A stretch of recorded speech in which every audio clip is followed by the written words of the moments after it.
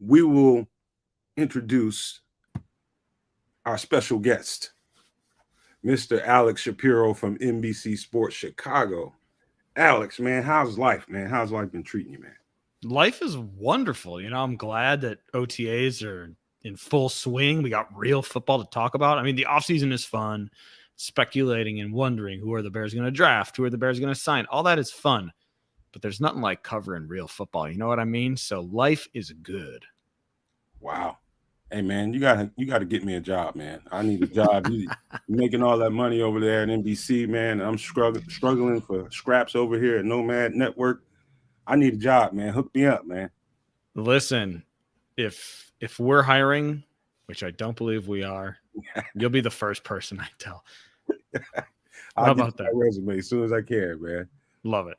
But hey, man, it's a bunch of Bears fans that are anxious to hear everything that you know about the offseason and the OTAs and what you've been watching and what you've been seeing. Before we get all the way into a specific player, I've been hearing a bunch about how the energy is different and how the tone is different. I heard Coach Wani say it. I've heard Adam Hogue say the same thing. Johns. I mean, all across the board, I keep hearing the same thing. Is that conducive to what you've been seeing so far? So it's year 2 of Eberfluss's regime, of the Eberfluss program. And I'll say last year, things were pretty high energy. I mean, he runs quick practice. He runs a high intensity practice. So I've continued to see that. What I will say is I think things are a little crisper. And I think that might just be Justin Fields and the offense year 2 with Luke Getsy. My opinion, now we've only seen 2 practices, and they're guys running around in shorts, not in pads. So it's not a whole lot to really, really assess. But I think I'm seeing fewer footballs hit the ground. And I will say the DJ Moore thing, again, running around in shorts. When Justin Fields and DJ Moore connect already just a few weeks into this thing, it does look different. But in terms of energy, I thought they were high energy last year, especially compared to Matt Nagy's practices. I'm not, saying Matt Nagy ran lackadaisical practices or anything like that. But Eberfluss's energy, Eberfluss's intensity just seems to be like another level. You know what? I knew you'd go there first because I keep hearing that too, man. The whole thing with the DJ Moore and Justin connection, I guess in these 2-minute operations, and it sounds really clean, sounds really good. Is exactly listening to Adam Hogue as compared to last year when it was really, bumpy and it was up and down during this time last year from what he was saying. And to hear that now, I mean, that's a welcome report coming from somebody who's had eyes on the field. So let's put a pin in that for just 1 second. Have you been in the locker room? Have you had a chance to interview anybody one-on-one? So I have done one-on-one interview. I interviewed Cody Whitehair, talking about his transition back to center and his snap, because he's got, kind of a unique snap in the NFL, and building that rapport with Justin Fields, all of that. So I'm working on that story. I've got the quotes. I've got the interview in the can, transcribing, going through it. So that'll be upcoming, the actual article. But he's the only person I've spoken to one-on-one yet. And that's because at this time of the year, the locker room is not open to us. The locker room opens up, I want to say, if memory serves, during training camp. So veteran minicamp, OTAs. Basically what happens is PR gives us a list of 3 names and says at the beginning of the day, hey, these are the 3 guys you're talking to. So it gives us a little time to formulate some questions and plan our day. But if you want to talk to anybody beyond the people that PR brings to the podium, you have to put in a request. So I put in a request for Cody Whitehair. As things turned out, Cody Whitehair also appeared at the podium that same day that I was doing his one-on-one. So he's the only guy that I've gotten a chance to talk to one-on-one so far. So that will be sometime in July when you guys get complete access to the, right? Yes, late July. Late July is when things open up in terms of in the locker room. Okay. Well, I know a bunch of meathead fans like myself want to know exactly when you're going to be able to get a microphone in front of these guys' face. And hey, I'm looking forward to it myself. I ain't going to kid you. I love those because you get them in a space where it's kind of, they're around their teammates and you can get them kind of open because they're loosening up. They're not sitting in front of a podium and you can get a lot out of them in those moments. So I do always look forward to you when you guys get in there. It's a good time for us as fans to really get a sense of how they're really thinking and how they're feeling, and you can gauge kind of how their teammates are getting along. I mean, one thing I haven't heard is a bunch of beef coming out of the locker room. I mean, I haven't heard. For guys that are full of testosterone, and these are high energy guys, and I haven't heard, and I'm gonna knock on wood right now, and I don't want to hear about any beef that's going on or guys not getting along. It seems like everybody gets along just fine. Is that accurate with what you've seen so far? Yeah, in terms of what I see, I do think that is accurate. It's funny. So I've covered the White Sox extensively for, being in the locker room for an extended period of time, seeing how they act over a winning streak, see how they act over a losing streak. I've done that with the Bears too. I've been in the Blackhawks locker room a few times when they were really good, but that was on a much smaller scale. And what I will say is that the Bears locker room is kind of unique in that over the 10-game losing streak, things weren't so despondent as you would imagine they would be during a 10-game losing streak. Obviously, they're upset that they lose. And after losses, directly after losses, nobody's happy. It's a pretty dreary place.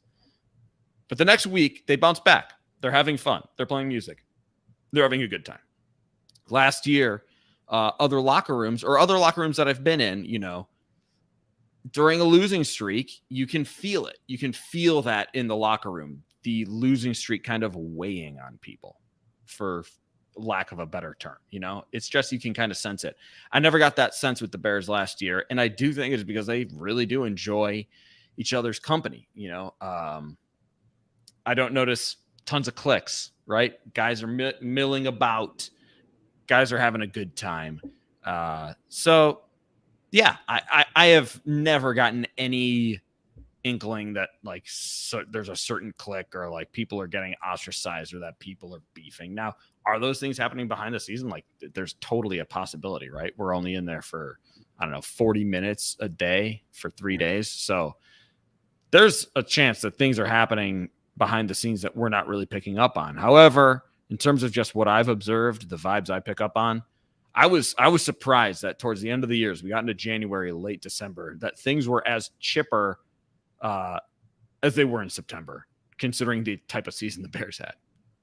That is to me, when I'm looking from the outside looking in, that's as much a testament to the coaching staff and finding guys that fit, and that will gel with the other guys in the locker room, as much as it is the guys that are tasked with, hey, we need to work together and we need to get along together. We're all in the same situation and we need to stay on a string.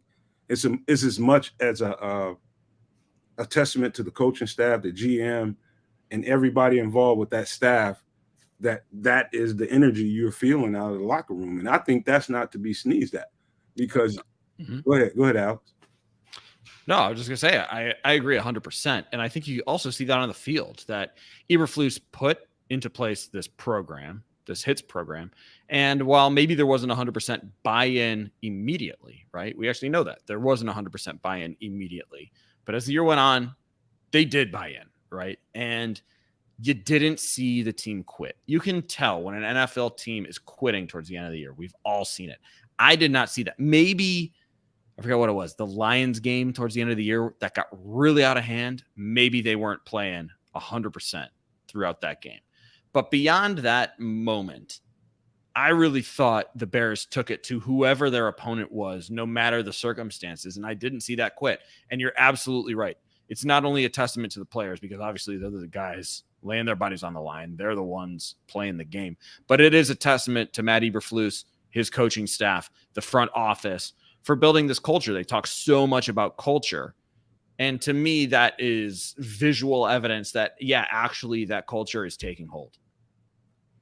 Man, I see it from a distance, and that's one of the things I harp on, and it's really important being an ex-football player that you have that continuity of everybody getting along and people aren't at each other's throats and beefing behind the scenes and then playing it off when the camera's on.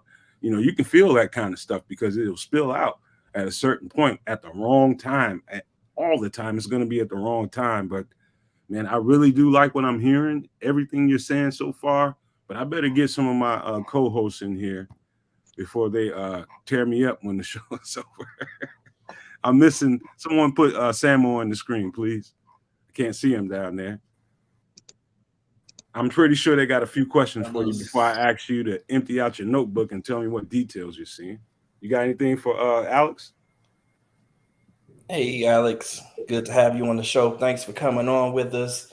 One thing I just want to talk about is, the last 2 years of us being with the Fluss and Poles regime, we now know what Bears players look like. And for the new regime, they're long, athletic, fast, and I'm just wondering, from last year to this year, you've seen the players, you've been around these guys on the field. Has you seen anyone who just looked like they just put in hella work over the season, over the off season? Their bodies have been transformed. They're looking a little quicker on the field. Any of that? Because that's one thing that bothered me in the previous regime. I think like Roquan Smith was just one of those players to me that I never saw his body change, from when we came in as a rookie to when he left us. And I think that's something that stands out. But to be honest, no, I haven't. No. But I don't necessarily think that's a bad thing. The Bears are really specific about the weight they want guys playing at. They give them these ranges, and they're kind of narrow ranges saying, hey, we've looked at your body type. We look at what we want you to do. We look at your strengths. We look at your weaknesses. We put that into our analytics database or whatever. Their trainers look over all that stuff from a very analytical standpoint, and they spit out a number and they say, we want you playing at this number. So theoretically, that's actually a pretty good question. That's a good question for me to ask. I like that. If anybody's number changed from year 1 to year 2, right? Kind of interesting. Not sure, but it stands to reason that maybe the numbers wouldn't change, and because the numbers haven't changed, that's why we don't notice a big bulk up or a big slim down or whatever, what have you. So not so much. not so much.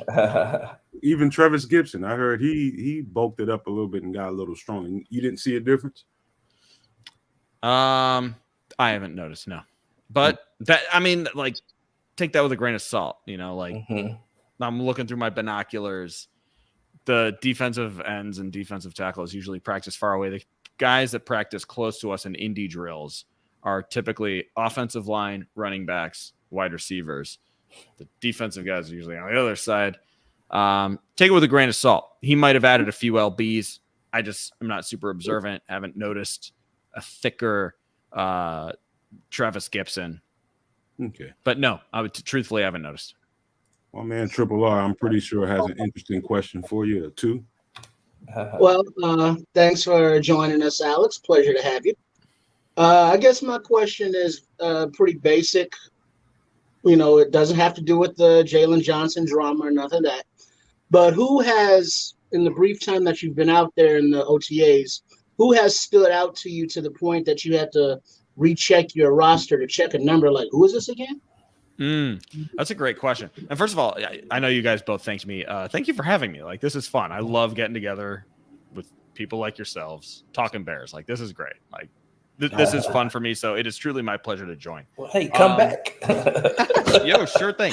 There is a guy. So I'll go with one top level and one kind of towards the bottom of the roster. So one is Tremaine Edmonds, number 49. I actually have to look at my roster because I'm not super familiar with all the new guys' numbers quite yet. But here is number 49. It's one thing, and this is actually something I wrote about today. When you look, he's 6'5", he's 250. You go, obviously that guy's big to play linebacker. That's a big guy. And then you see him and you're like, whoa, that is a big guy in the middle of the field. Like, he really does take up a whole lot of space. And I know, the Bears tweeted out that video of him picking off PJ Walker. Like, that play from my angle, because I was kind of behind the play, it was like he blocked out the receiver. Like, I couldn't even see who he was targeting. That's how big the dude is. So that was kind of a whoa moment for me, where it confirmed the things we'd heard about the size and how that size plays in pass coverage, especially. It's like, oh yeah, now I get why Fluss and Poles wanted this dude in the middle of the defense. Like, that's a big guy out there. The other one whose name and number I wrote down over and over is Aaron Cruikshank, 84. I believe he was an undrafted free agent. Here, let me fact check myself. Yeah, he was Wisconsin. UDFA. Yep. UDFA from Rutgers, I think. Yeah. Wisconsin by way of Rutgers. Yeah. Okay, gotcha.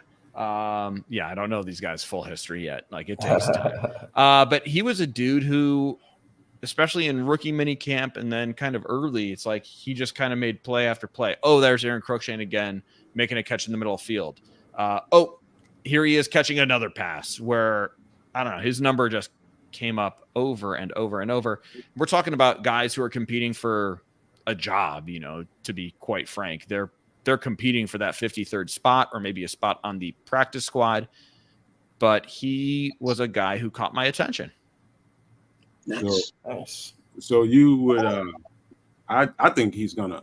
You know what? Let me get to the Tremaine Edmonds conversation, because I want to ask two questions actually, because I would like to know from your vantage point how much space he's able to cover after snap, and was he forcing the quarterback to make a different read based on where he was at? Did you notice anything like that? I can't really speak to the forcing a guy to make a different read, just because, things happen fast, especially from our vantage points.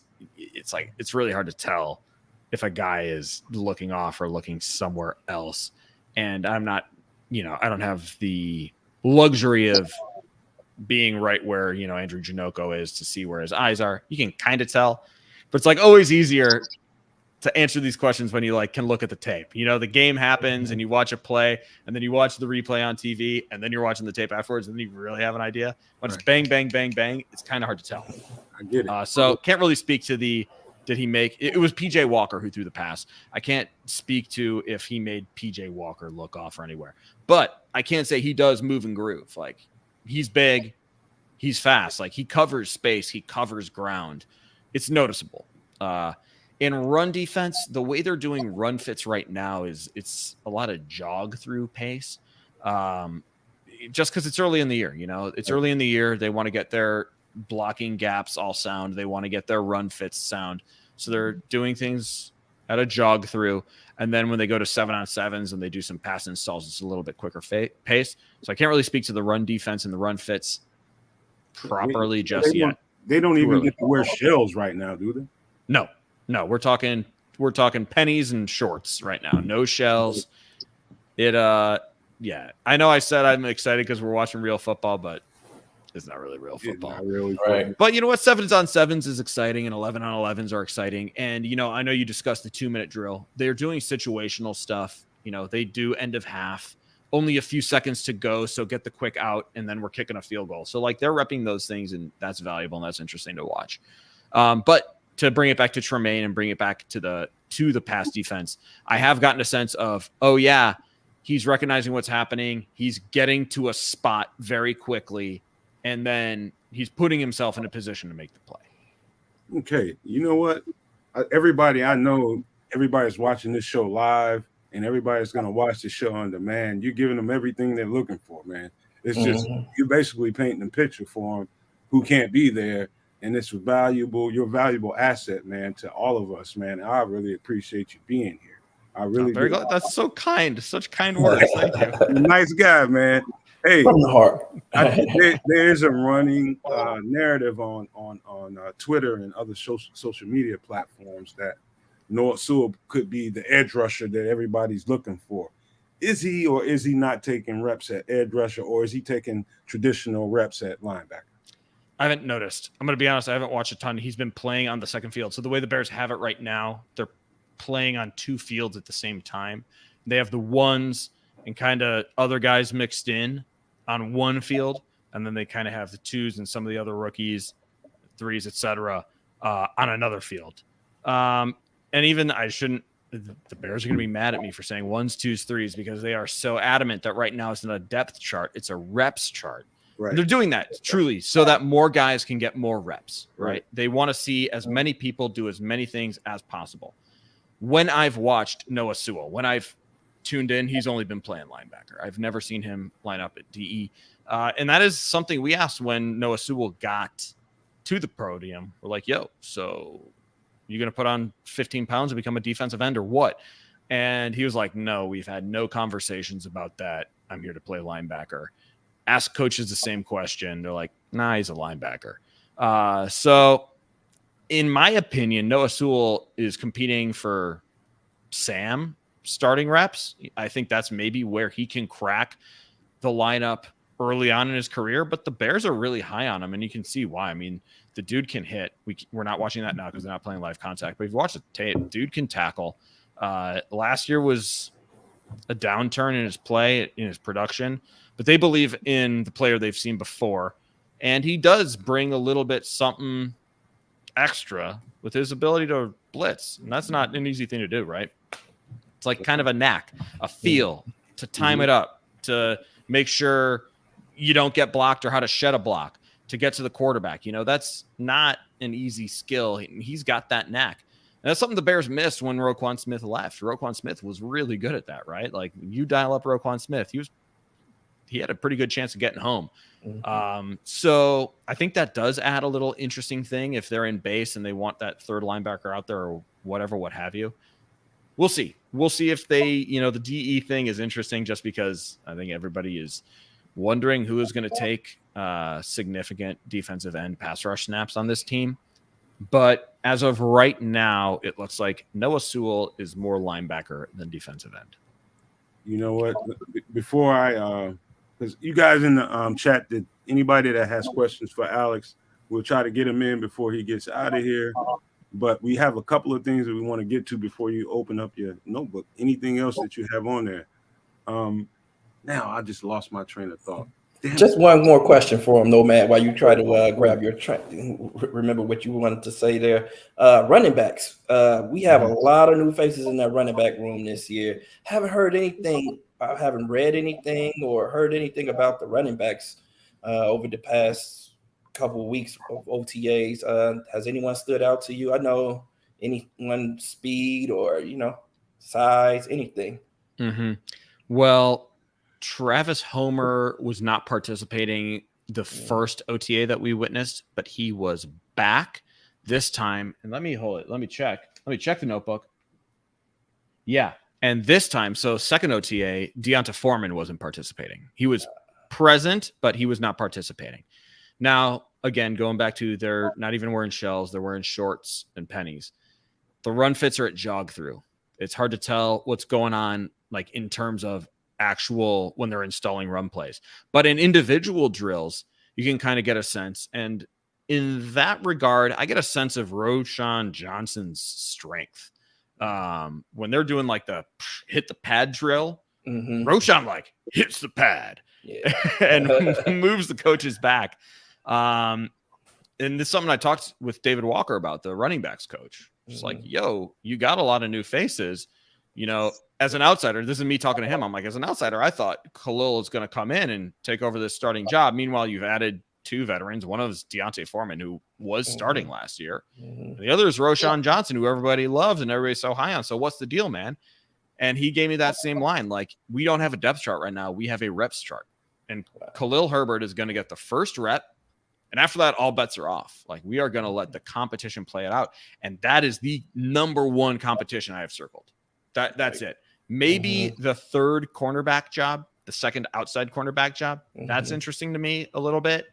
But really, it's the running backs room, because I do think anybody can win that. They are so high on Roschon. I'm pretty high on Roschon Johnson. When you watch him, he's a physical runner. I think he brings a lot of David Montgomery to that game. Deonta Foreman does that to an extent too, and you know what you're getting in Deonta Foreman. And we all know what Khalil Herbert can do. Like he's a one cut, shake and bake, I'm gone guy. He's a home run hitter, which is something you really want your first and second down back, right? If you can go get 8 yards or 7 yards or what have you on first down, you're doing great. And Herbert brings a lot of that.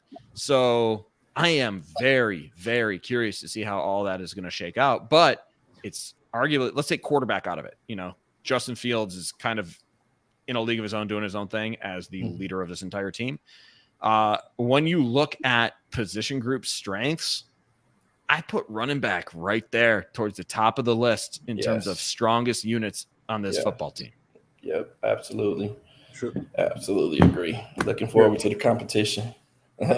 Trip, I know you got something else. Well, this is more of a fun question. As far as going to Hallis Hall and as a reporter, are you strictly working, or do you have any fandom in the NFL, like, hey, Bears are my team, or whatever like that?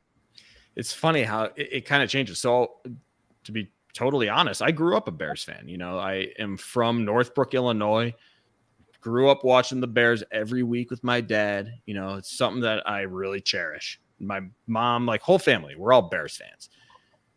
When you cover it, it changes a little bit because it is a job and it is work and you have to be objective. You know, I try and not let any previous fandom color my commentary.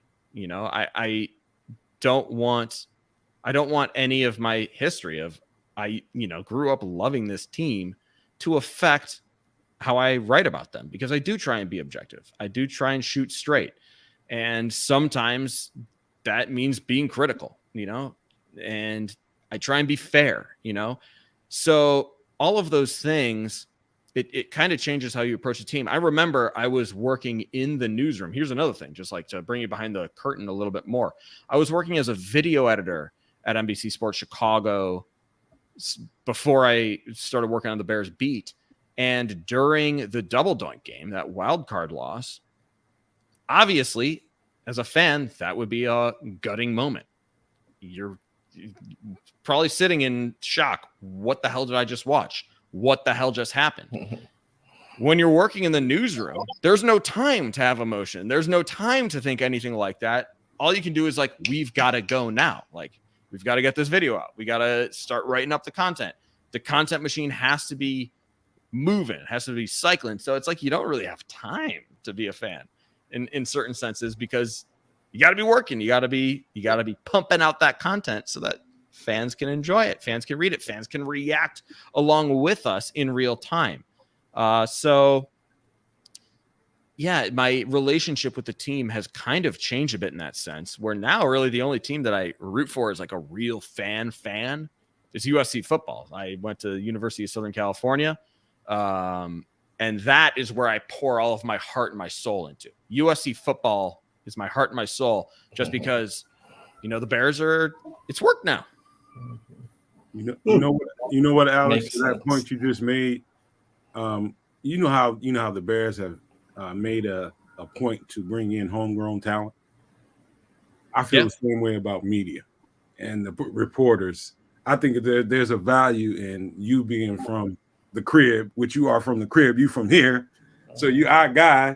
So I mean, I know that in all seriousness, I know that you have to be fair and you have to be objective, but I don't think in any way, shape, or form do you have to look for problems. And I think too many guys in media feel that it's their obligation to find some way to be pessimistic, and I don't think that's the way to be. You know, I just don't.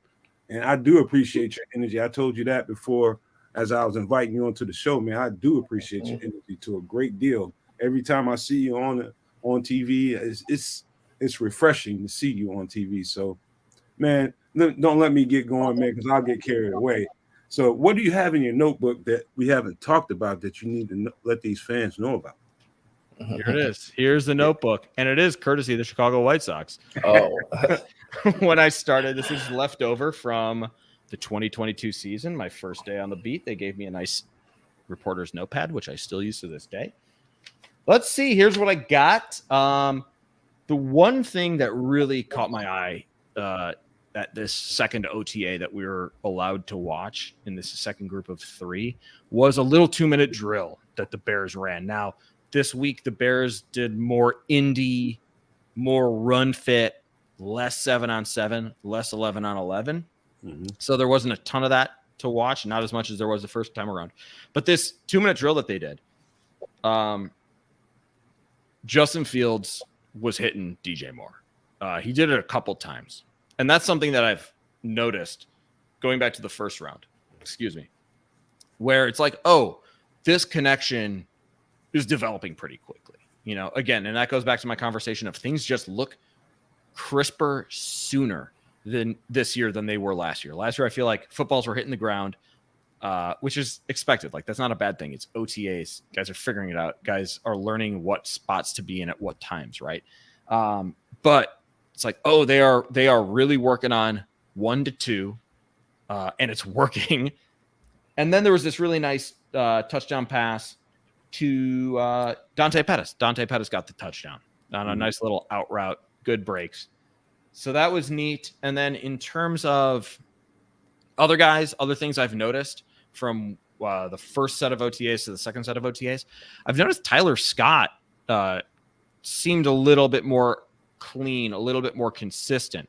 The first week, rookie minicamp included. So I'll throw a rookie minicamp in the first OTA. It was like, oh yeah, this guy's, he's a rookie.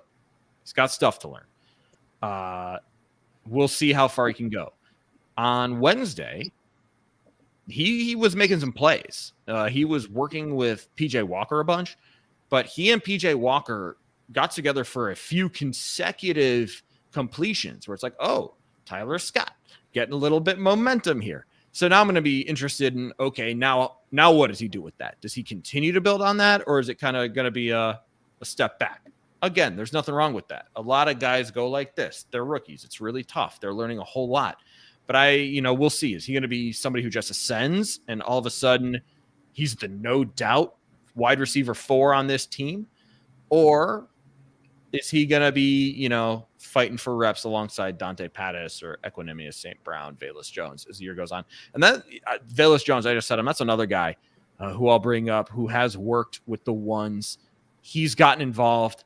I don't think I've seen him drop a pass in the 2 practices and the snaps that I've watched. I don't think I've noticed him drop a pass. And he looks just as fast as ever. So it is nice to see Velus coming back, getting involved, getting the ball in his hands. Obviously, they got to do it when they put the helmets on and they do it for real, because that's something entirely different. But I have noticed an uptick in Velus Jones at OTAs versus Velus Jones at OTAs last season. That is great information. It absolutely is. Didn't see that one coming. Before we get into any of the questions from the chat, and please, Nick, get those ready. As far as the O-line rotation, the 1s and 2s, who do you see lining up where? All right, so here is how they're lining up the starters right now. And I'm going to be honest, I have not watched the other fields offensively. Just haven't. But there's not so much of a rotation, really, for a variety of reasons. So the first OTA that we watched, it was Braxton Jones left tackle, Jatiri Carter left guard, Cody Whitehair center, Tevin Jenkins right guard, Darnell right tackle. And then they were mixing in Lucas Patrick at some left guard snaps behind Jatiri Carter. The second OTA that we were able to watch, Lucas Patrick was present but not participating. So there was no rotation. It was just Jatiri Carter. And like I said, I wasn't watching the other line just because you learn so little from watching the line as it is that if I was going to tune into the line, it was going to be the starting offensive line. Jatiri Carter and Lucas Patrick in there both had moments where they looked like they were getting spun around a little bit. Cody Whitehair, I was really interested because he's got that unique snap to see how that went with Justin Fields. And overall, I think it's been solid. Haven't seen snaps on the ground. Haven't seen snaps going way over his head. Seen one snap that kind of fluttered and went to the side. Justin Fields just plucked it out of the air like it was no problem. The play wasn't affected. So those things have been good. And then, yeah, you got the sense that Darnell Wright can really move in space, like people say, like we've been told. And then Braxton Jones also, we know that guy can move in space. We saw that last year when they were running to the outside and had Braxton Jones as the lead blocker. Dude was dominant, right? Dude would run guys over and then look for more work. Not worried about that. He can still move and groove like he was. So that's at least how the offensive line has lined up. So did you, just really quickly before we get into these questions, I keep hearing that Ja'Tyre Carter was taking reps at center. And also that how clean is Cody Whitehair playing center right now? Is he playing really pretty crisp and not making a lot of mistakes? Looks crisp to me in terms of Cody Whitehair. Like I said, there was that one snap I saw that kind of fluttered, but overall, when I was tuned in watching it, looked good to me. I didn't notice anything. And I'm not watching the snap every time. There are different things that I'll focus on as the day goes on. For instance, if we have Tyreek Stevenson lined up against Tyler Scott, and I notice that's how they're lined up, I'm tuning in. I'm like, I want to see who wins Tyreek Stevenson versus Tyler Scott. When we have DJ Moore versus Kyler Gordon, or DJ Moore's on the field, period. I want to watch that. So I'm not watching every snap. Along those lines, I didn't notice Ja'Tyre Carter taking snaps at center. Doesn't mean it didn't happen, but I at least didn't see it. Okay. You know what? Man, Alex Shapiro, man, let's get Alex this question up here, man. Great detail, man. Let's get him some questions up here because people want to know a few things. Thoughts on Kyler Gordon playing nickel? How's he looking out there? I think it's good. There was a DJ Moore touchdown where Kyler Gordon was covering him, and that was the note. DJ Moore touchdown, Kyler Gordon covering him. However, it was an incredible pass and catch by DJ Moore. I thought Kyler Gordon actually played really sticky coverage, had him pretty well defended, and Fields just threaded the needle, and Moore made a phenomenal catch. So it's just like, you got to tip your hat to the guy. And that's what you want to see, right? You want to see your guys play great defense, and then DJ Moore and Justin Fields are a little bit better. But I think it's going to be good for Kyler Gordon. I think he can be strong in run defense. He can stick his nose in there. There were missed tackled issues last season, but he improved as the year went on, right? I think as the year went on, he got better and better. And I think focusing on one position, he said it himself, focusing on one position will help. There were times last year when he said playing outside and playing nickel was a lot, and his brain was going 1,000 miles a minute, and he was thinking too much and not playing fast. And this is going to allow him to play a little bit more slowly. So I think having him focus on the nickel not only helps him, it helps the whole team. Yes. Wow. Okay, let's get the next question up for my man Alex, man. Let's get another one up there. Tyler Scott. All right, so we talked about this a little bit before. Tyler Scott, early on, it was shaky. I'm not going to lie. During rookie minicamp, he dropped a couple balls in individual drills. It's like, you don't want to do that. Individual drills, you're supposed to catch 100% of your passes. If you're putting a ball on the turf in indies, not great. So it's like, well, again, not because it's the first practice of this man's professional career and his nerves are probably going crazy. It's understandable, but you notice it, right? And then, the route running, it seemed like he was getting beat by defenders. When he went up against Tyreek Stevenson beat him 100% of the time. Like, I did not notice Tyler Scott beat Tyreek Stevenson once. So you go, okay, this guy's got a ways to go. To Tyler Scott's defense, they're running a lot of slants. They're running a lot of curls. They're running a lot of outs and ins to get the ball out of these guys' hands quickly. We're not seeing a lot of deep balls at that stage of practice, and that's what Tyler Scott does best, right? He's a deep ball catcher. But then on Wednesday, I noticed the uptick. It looked like he was more comfortable. It looked like, he's creating separation a little bit more easily, settling in a little bit, and then consequently making plays. So we have seen that uptick for Tyler Scott, and now it's just Now it's where's the ceiling? Where's the ceiling? Is he going to continue to build on this, or is it going to be an up and down thing? Wow. Yes. Does Alex have any news on possible players who may get cut and who the Bears may be targeting? Nah, I don't have any information on that in terms of like who might be on another team's cut bubble. I think it's a little early for that too. You know, that will happen. You know, we've just gotten into OTAs, maybe after OTAs. I think there have been a few cuts, right? Cam Dantzler, I think, got cut. The Commanders made a few roster moves, but I would be purely speculating if I threw some name out there. Okay. Do you think there's too much being put into not getting an edge rusher and what is that? And not the upgrades to the interior? Like we're focusing too much on them not addressing edge instead of, hey, they actually address the interior. To a degree, maybe. I mean, edge rusher is a huge hole as it stands. I mean, I'm not trying to disrespect DeMarcus Walker and Rasheem Green.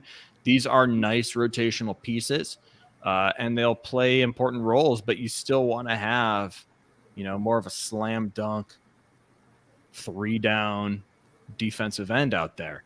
I don't know that the Bears have that on their roster yet. So it's a hole, and I thought the Bears were going to address it. They had opportunities to address it, right? They added a wide receiver. They added a running back. Those were areas of strength, but they couldn't pass up the talent at that slot. They added another defensive tackle in Travis Bell in the 7th round. They added another safety. They didn't necessarily need another safety. So they had opportunities to add defensive ends. They didn't do it. But they had so many holes on this roster, this offseason. They were never going to fill every single one of them. You know, they could have focused on DE, and then we'd be saying, whoa, they needed that third cornerback. What are they doing? You know, they got 2 cornerbacks. They took Tyreek Stevenson, they took Terrell Smith. Could they have not taken Terrell Smith or maybe not taken Tyreek Stevenson and gotten a pure pass rusher instead? Yeah, absolutely. But again, if they had addressed one thing, you're ignoring something else. And again, they just had so many holes. There was no way they were going to address everything. No matter what happened, I think we would have been talking about how could they have not addressed so-and-so. And the way things worked out, there was that big run on defensive ends at the top of the 2nd round. The Bears opted not to trade up to grab one of them. And because of that run, because of the way things shook out, it was defensive end that they didn't address. You know what, man? I know that your time is limited. How much time do you have? Could you have time for a couple more questions? Yeah, we can do a couple more for sure. Okay. Let's get the next one up. Because these guys. Oh, there it is. Are Chicago media negative just to be negative? No, nobody is trolling out there. Listen, people got to call it like they see it. People are being fair, or you know, they're trying to be fair. They're trying to be objective. Nobody has an axe to grind, and nobody is being negative just to be negative. It's reasonable to be down on this team. Again, they were the worst team in the football last year. That's a fact. They were 3-14, the worst team in the NFL last year. They made some improvements. They should be better. They're probably not competing for a Super Bowl, though. You know, like that kind of overnight change, that's tough. There are reasonable questions about Justin Fields. Do I think Justin Fields has what it takes to be a superstar? 100% I do. Unbelievable playmaker. Love his arm. Does he need to improve his processing? Does he need to improve his decision making? Absolutely. Like, we need to see it. He's got to prove it. And for people who have covered a lot of football and seen a lot of really incredible prospects fizzle out, a dose of skepticism is completely understandable and, you know, probably a good thing. You know, like, there are things I am skeptical about the Chicago Bears, things that I'm like, I don't know, this could be a real problem. If things go poorly, this could sink the whole ship. So no, nobody's being negative just to be negative. People are calling them like they see them. And sometimes that includes, like I said, a healthy dose of skepticism. I get it, man. Now I will disagree with this. I think there is a white blanket or two out there that really likes to really aggravate. They know that the Bears fans have PTSD, and they're gonna. These fans are gonna fight for their team and the players no matter what. And it's like sometimes you get a reporter or two out there that just can't stand the fact that, hey, this is a bad franchise. They've been bad for a long time. Why do you guys keep rooting for them? And what is bothering me? And you can kind of tell in their energy. Not saying any names, but they are out there. You know what I mean? I guarantee you, no reporter begrudges a diehard fan because they know that the diehard fan pays their bills. We love the diehard fans. We love that people eat up Chicago Bears content because, again, that's what keeps us employed. So no reporter begrudges those people. But sometimes they think, listen, you think it's all cheery and you're looking through rose-tinted lenses. You see this team going 12-5 or whatever. Those reporters might also think it's their duty to give little reality check because highly unlikely this team is going 12-5. I ain't gonna wrestle with you about that. We'll say that for another show, but because there goes that job. And No, I love this stuff. Here's the thing, like this is what it's all about. This is what we love also, like sports debate. And here's the thing, this is nice and civil. It's not mean. Sometimes on Twitter it gets mean, and that's no good. Like there's no reason to call anybody names. People have opinions. People debate the opinions. I believe this because XYZ. I believe that because XYZ. It's a beautiful thing. That's why we love sports, right? And then what happens? We watch the game and we see what happens. That's what's so fun about it. So everybody loves this stuff. Good, healthy debate is fun stuff. Nice. One more question for me, Alex, man. I know you just talked a lot about, the transitional football. Excuse me, not transitional football. The 2-minute drills and all of those different aspects of the game. In the past, have you seen so much work on situational football as you've seen with this regime? It just seems like you guys write and speak about that a lot. Like they're working on different situational football incidences and so forth. So it's just like I've never heard this being worked on so much in the past, but now it just seems like it's a thing. And do you see that, being something that could add to our success going forward? Well, I've only covered Nagy practices and Eberfluss practices. And there does seem to be an uptick in the situational stuff under Eberfluss. Now, Nagy would be sure to do stuff like they would always rep low red zone towards the end of the week. They would work 2-minute, they would work end of half. But Eberfluss, from what I can recall, what I can remember, it seems like Eberfluss does it more. He makes a point that at least once a day we're doing some sort of situational thing because he believes, and probably rightly so, that those big critical moments are when games are won and lost. Possessions at the end of the half, getting the 3 points or preventing the 3 points at the end of the half. That's big. I do believe Eberfluss does run situational stuff more often than not, and he does mix it up. It's not always 2-minute. Like I said the other day, they were doing this. It was, I want to say it was like 6 seconds on the clock. So they had 6 seconds to get a few yards and set up their kicker for a kick. And then they would actually kick it. They'd be like, sorry, Cairo, like the offense didn't get it done. And now you got to kick a 56-yarder. Or, you know what? Congrats, Cairo. You're lucky. They got a pretty decent one. And now you're kicking a 49-yarder.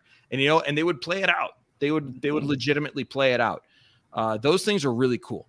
And they work low red zone. They work kind of red zone drills. They do a lot of third down. We watch them do a lot of third down. So they mix it up, the different situations that they work on. And I think it's good. I think it's smart that they focus on those situational drills. Timeouts and all, huh? Absolutely. With the timeouts and everything, huh? Yeah. Yes. So they will rep it where Eberfluss is a part of the drill and he is banging the timeouts. Yes. That is more important. And I'll just take personal privilege and from experience. That kind of stuff is more important in a game than almost every rep you take and all the different play calls you're getting and receiving, those situational drills, knowing how to operate in the moments that really count, because it usually, it's 2 yards in the cloud of dust. You're fighting for yardage and you where you're positioned on the field. It may come down to that most times in most games. You know what I mean? If you got a tough team and you're a tough team, the situational drills will pay dividends in the long run. So I definitely get why they put such an emphasis on it. Of course, a defensive coach would be emphasizing that because he knows, most games come down to a touchdown or a field goal, and you need to know how to operate in small, short spurts. And so, yeah, I definitely get that. So, hey, Alex, man, your knowledge and your understanding of what to look for on that field and what to report out to the fans is invaluable. Will you come back to Nomad Live with your copious notes? Oh, I'd be happy to. Thanks for having me. This was a ton of fun. I'm very curious. You say talking from personal experience. Are we going to find out some years from now that Nomad is actually like Wilbur Marshall or Mike Singletary? Like, I'm very intrigued by the true identity of Nomad. Can you guys help me? What do we know about Nomad? Is he an 85 Bear? He was a DB. Don't worry. Pizza. Ooh, DB loves pizza. DB loves pizza. Yep. Charles Tillman? Charles, is that you, Peanut? After the next Super Bowl, I'm going to do a press conference, man. Mike Carrier?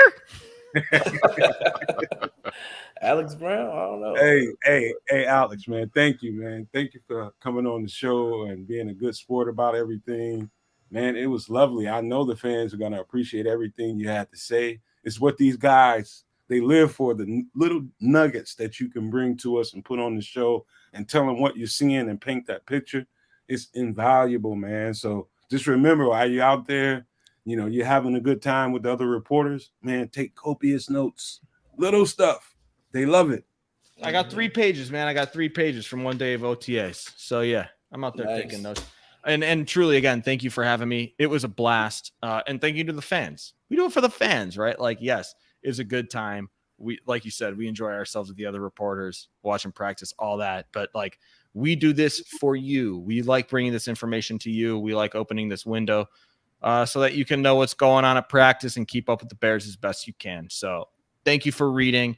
Thank you for listening. Thank you for watching.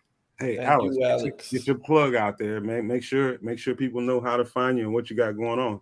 Sure thing. So you can read my stuff on NBCSportsChicago.com. Keep it with NBC Sports Chicago for the Under Center podcast. We got the audio thing. Wednesdays at 5:30. We've got our TV episode, which is awesome. And then my Twitter handle is right there at Alex Shapiro NBCS. And yeah, we just have fun. We like to bring you fun Bears content. So we hope you enjoy it. My man, Alex Shapiro from NBC Sports Chicago. Tell Ken Davis he better get on here before we wrestle. I'll find him in a bar. We'll wrestle. I'll text him right now. Hey, I appreciate you, Alex, man. Hey, be blessed out there, and I can't wait to see you back on the show again, man. Sounds great. Thanks again for having me. Be well, everybody. Alex.